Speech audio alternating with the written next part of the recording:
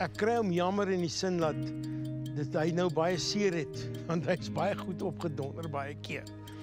Maar hy moet ook onthou dat he has created so much joy. When you say what is his legacy is enormous. No one will ever forget Leon Schuster. You know, he's a monster. He's probably the most famous person this country's ever produced, other than Mandela. Die nalatenskap van Leon is groter as wat 'n mens dink. Dis groter as wat jy dink, want daar was verskillende fasette. He held a mirror to a lot of people's conditioning, you know, shall we say. So that I think of. I think about humor, I think about satire, I think about extremely smart, clever, very clever. Sy legacy in die Vrystaat is ook as onderwyser en rugbyspeler en vriend. Ek dink dit loop sterk hierso. Die res van die wêreld natuurlik die wonderlike vermaak en humor.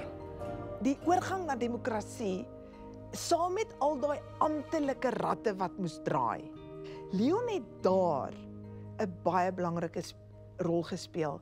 Hy het daar die land, die nasie, die landsgees, die tydsgees ingespuit met humor. Dit was soos 'n smeermiddel om daai ratte te laat draai.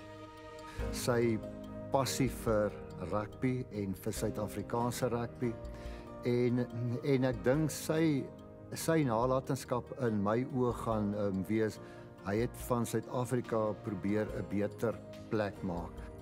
Ek dink sy gift aan society was regtig om mense te laat lag en dit is 'n incredible legacy om te hê.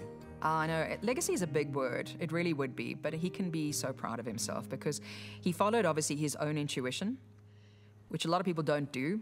And to follow that in a creative sense means putting yourself out there.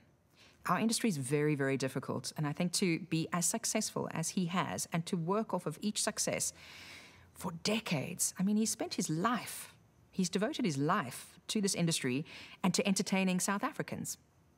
Leon Schuster se nalatenskap is vir my so sprekend in die woorde van Charles Dickens, waar hy sê, "There is nothing in this world that is so irresistibly contagious as laughter and good humor."